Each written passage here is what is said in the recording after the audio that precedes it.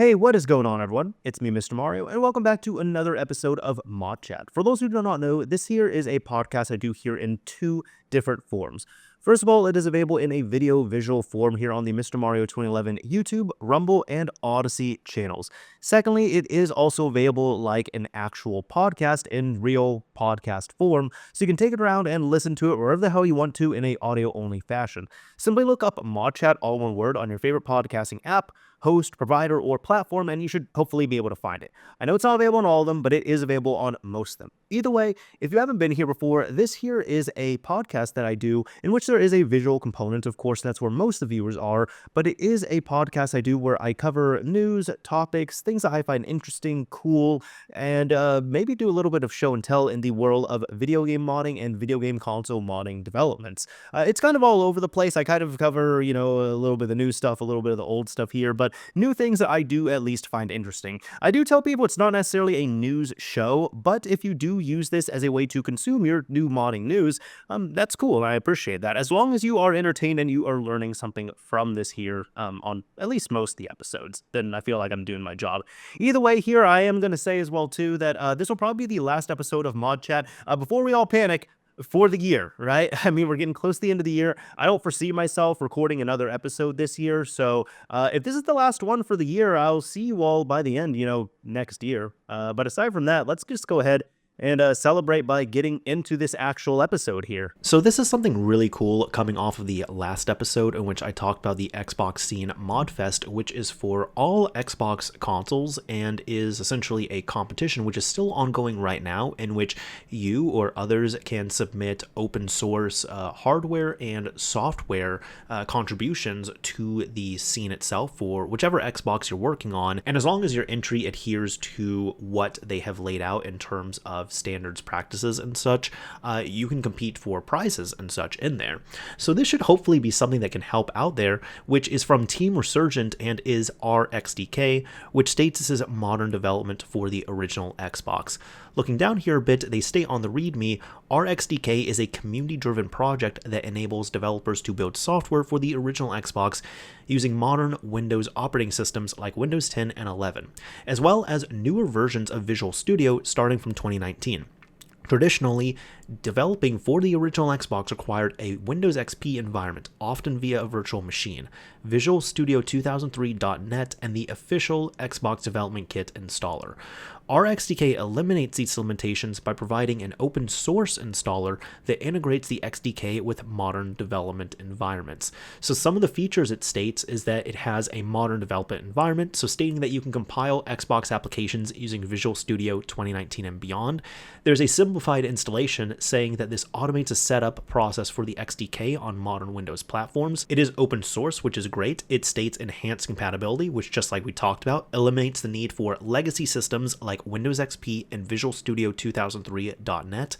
And finally, existing tools support. It adds support and workarounds for debugging tools such as Xbox Watson, etc. Now, a few things to keep in mind here if you are going to be working with this, because some people might be thinking, oh, this is a completely separate development kit, but not necessarily. And that's actually something that is right here. So for the limitations and disclaimers, debugging has not yet been supported, at least at the time of recording this. You won't be able to push files directly to your system with file transfer, so you will have to move any files over that you compile manually. But the most important thing here is that when it comes to the XDK setup, there is a specific version which is recommended, and they state the official XDK setup is not included with this tool. Users must provide their own copy of the installer. Other versions of XDK setup may work but have not been thoroughly tested. This example was tested specifically with version 5849.17.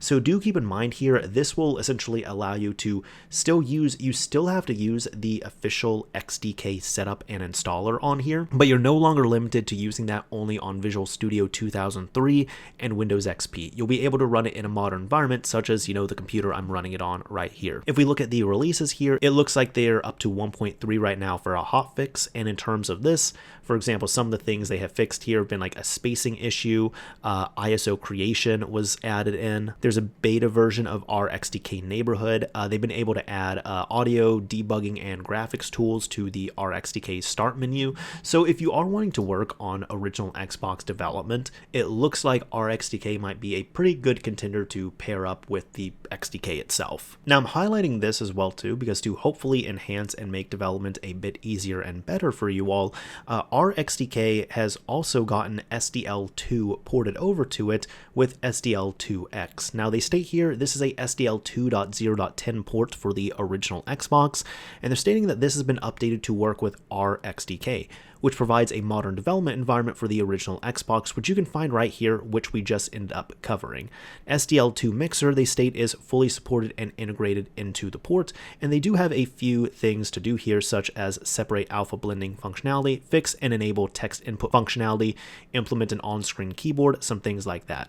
They also have acknowledgements to BDC for their original port of SDL2 to the XDK, Crunchbite and Horny Devil for their amazing samples and contributions, AsayuGit for porting and fixing the SDL2 Mixer add-on, and shout out to Lantis or MVG and HyperEye for their foundational work on the SDL 1.2 port. Now real quick for the uninitiated, for anybody who might not know about what SDL is or they don't have a full understanding of it, that is totally okay here, but essentially this one here is from the official repository, and this is a newer version, mind you, and to my understanding SDL2 did not work originally on the original Xbox, so it had to be ported over thanks to, well, the homebrew community.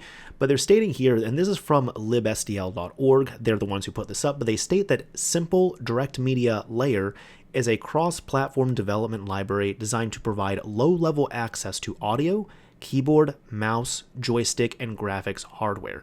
It is used by video playback software, emulators, and popular games, including Valve's award-winning catalog and many Humble Bundle games. So that's all to say, this is something that can make some of your favorite homebrew applications, ports, emulators work on the original Xbox, and if you are a developer, while this isn't going to be something as new as like SDL3, for example, it is much newer than the original implementation that was on there. So having this accessible is pretty nice. If you've ever been interested in asking your Xbox 360 to play Darude Sandstorm, well, now it's actually possible to do that thanks to a new app created by Durf called Lightshow. This here, it states on Console Mods, as an app created by Durf that allows you to test the individual LEDs on your Xbox 360's Ring of Light, as well as the center power LED.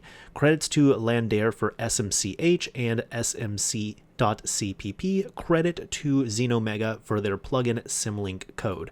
Now it does cover the usage on here, and if you're wanting to create a light show, there is an executable that you run, but you essentially have to take a MIDI file, which has to have 4 or less instruments. You have to run it through a Python script, which will then end up creating a file which you'll be able to put into the light show directory, which you'll then be able to use not only as an app, it seems, but also you can set this at the beginning of a boot up as a plugin on your console itself, so when you turn on the system, it is able to run this here. Just looking at this screenshot of the application itself, it looks to be pretty simple here, stating use left stick to select an LED, so A to set to green, B to set to red, Y to set to yellow, X to turn it off. You see all that right here, and you can play your lightshow.conf file, which is the one you create from that Python script. You can also see this GIF right here on the right side of the page, which is just showing testing all that, which is really nice not only for testing this, but just if you want to play around the colors and such on here. I have always liked this. I will say this real quick. Years ago when I was first getting like my first RGH, but it was still like JTAGs at the time, I thought one of the coolest things ever was within Freestyle Dash, you could actually choose and change around the LED colors just like this on here. I thought that was one of the coolest features I had seen, but by the time I ended up getting my system, Freestyle 3 was the thing that came out, so I wanted to use the latest and greatest, and I was really disappointed to see that they actually end up removing that functionality from Freestyle 3, and it's not there in Aurora either, and for whatever reason, I never got the answer on this.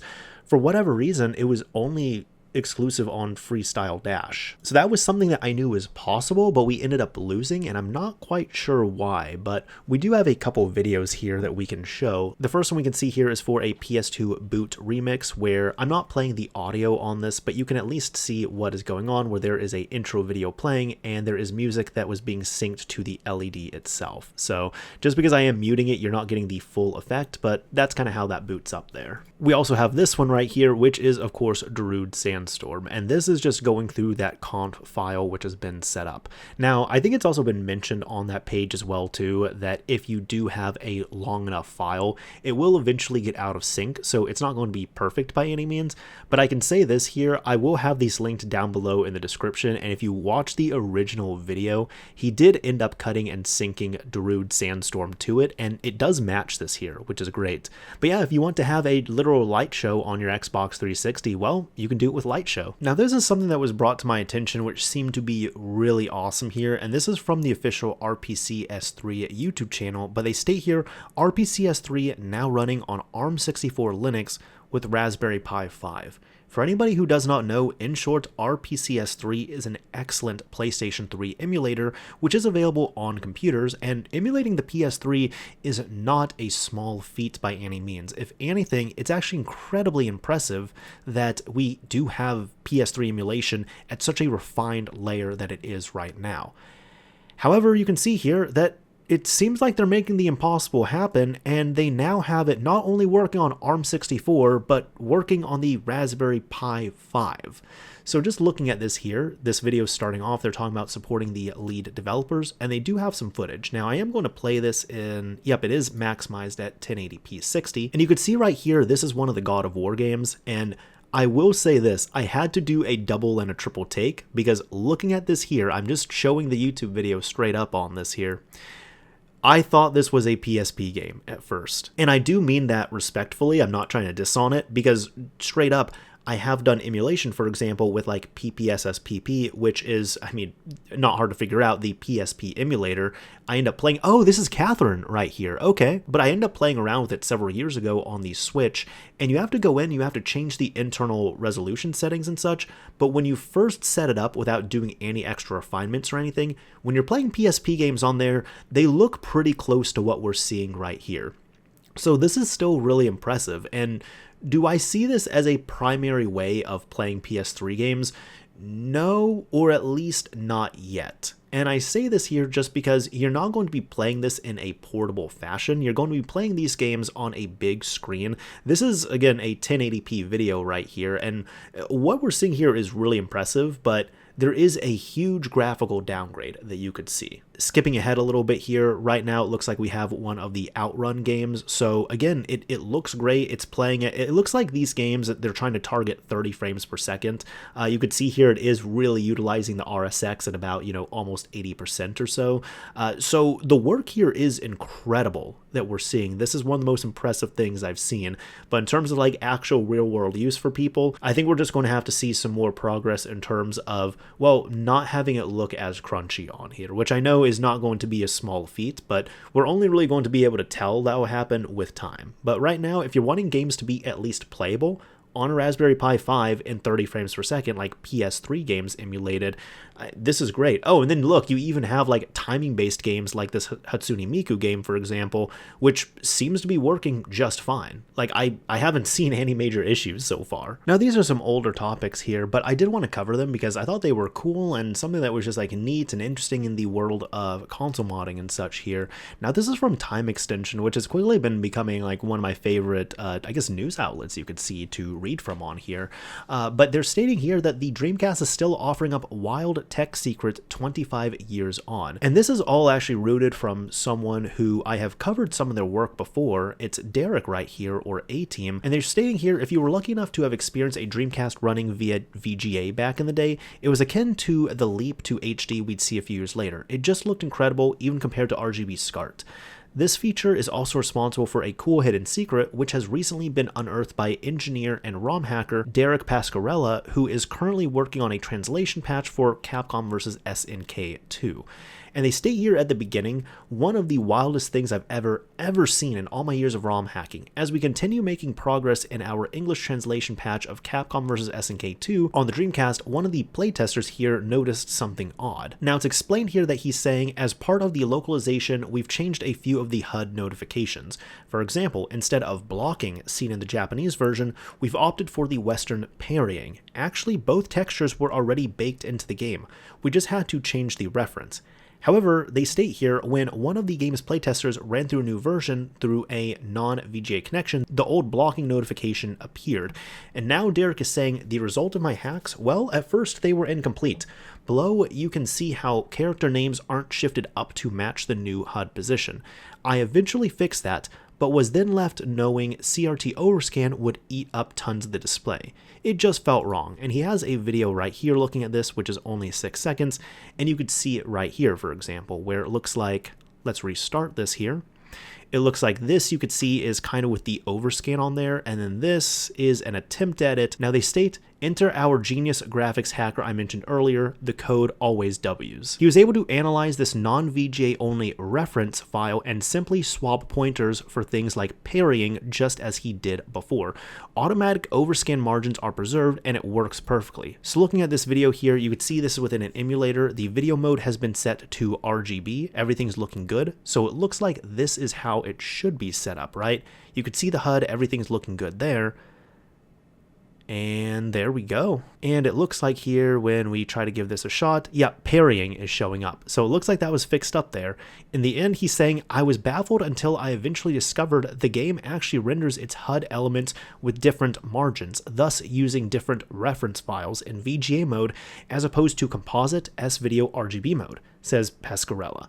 It automatically takes into account overscan. I don't know any other game that does this. The last thing they said was, in the end, this was a very interesting and dare I say exciting ROM hacking mystery adventure. As I said, I've never ever seen a game programmed to accommodate CRT overscan margins automatically. And that's cool, just seeing, well, how incredibly detailed the development behind these fighting games was. I don't really follow the fighting scene too much now these days, but like this here, just this level of detail I'm seeing and stuff still being discovered decades later, I'm not sure if it's fair to say they don't make them like they used to here. Like I said, I don't follow the new stuff here, but you can definitely see how these old classics are well considered classics with all this work. And finally, this is something that I had seen months ago that I found interesting that I've been wanting to share an episode of one of these here. And you know, 'tis the season, let's go ahead and do that. This is from Jonas Fischbach, I believe that's how we say that here. And they state, my new Game Boy game, Lunar Lancer, is out now. It's free, so get your copy here.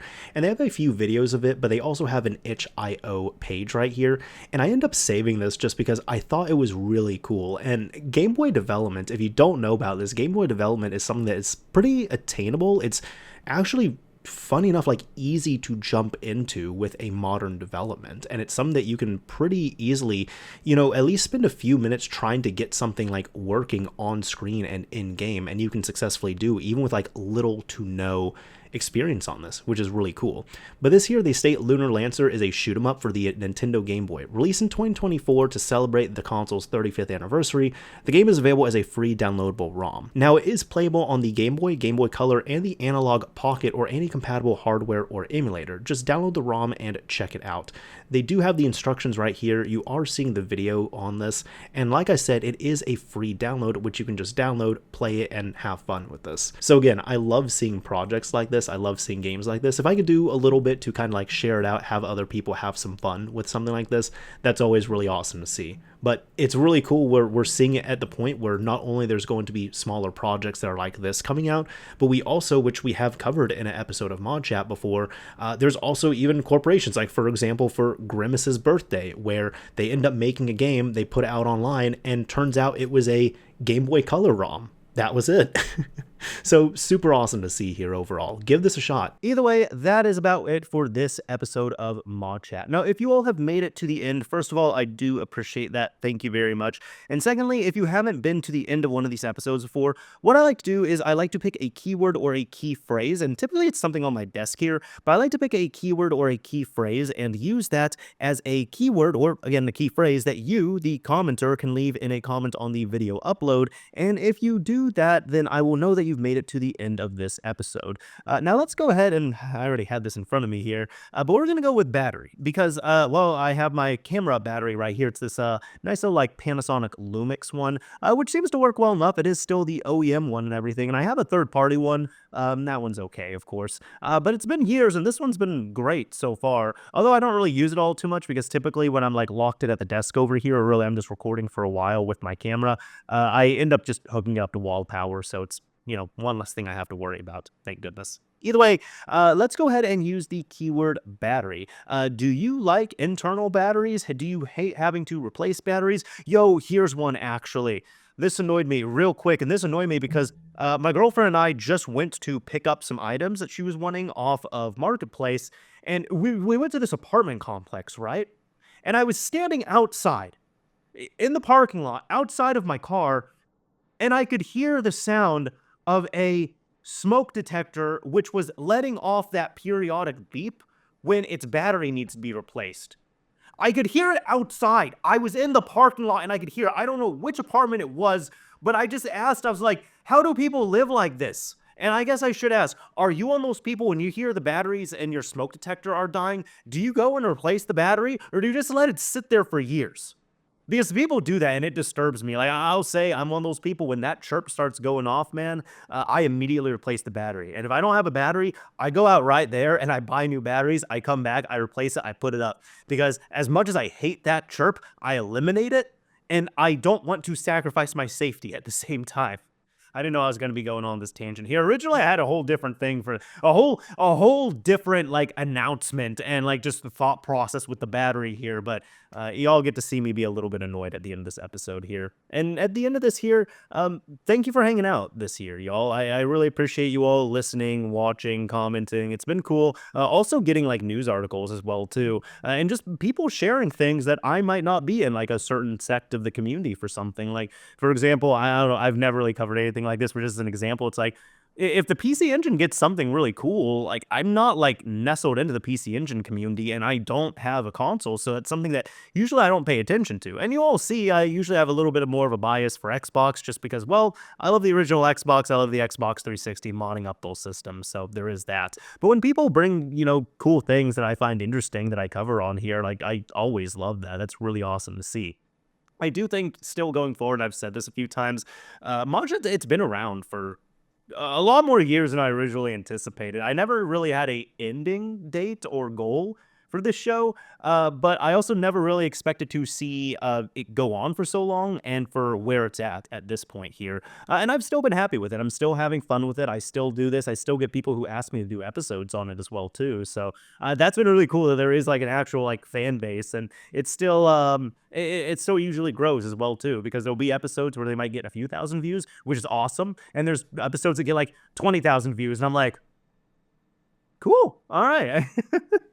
So that's how that goes. I've said this a few times at least. I've wanted to do either like some kind of like guest episode or have like a guest on for a segment. And I've tried to do it a handful of times in the past, and it just falls through. And it's either on my side with timing or on someone else's side because of, it could be a technical issue, could be timing on their end, what have you on there. So that's something I'd still like to do. But in all honesty, it's usually one of those things I kind of collect topics. And then when I work on an episode like this, I just kind of work on it like this.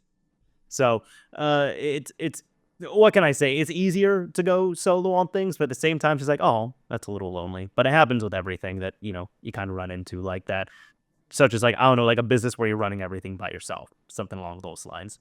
Either way, again, I really appreciate you all sticking out here to the end. And if you're hearing this here, I'm putting this at the end. So I'm sure there's been plenty of people that tuned out. But if you yourself are still listening and watching, like, seriously, thank you. I really do appreciate it. So it's been cool overall, and definitely more episodes of ModChat to come. I'm going to be taking a little bit of a break here just until the next episode, I guess. And that's one thing. This has been going on longer than expected, by the way, but I'll probably do a little bit of a break in January, just like a little bit of an upload break, just because it's been a little bit of a constant grind doing the videos here, the podcasts, and then personal life stuff as well too, which happens with everyone.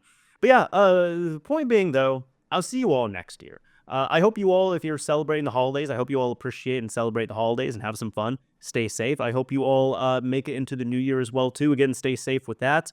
And yeah, I think that's about all I have to say. Either way, that's about it for this episode of Mod Chat. If you enjoyed this episode, a like would absolutely be appreciated. If you didn't like it, a dislike is fine as well too. But as I always say, this is Mr. Mario signing off. Thank you all for listening and watching, everyone. And until next year.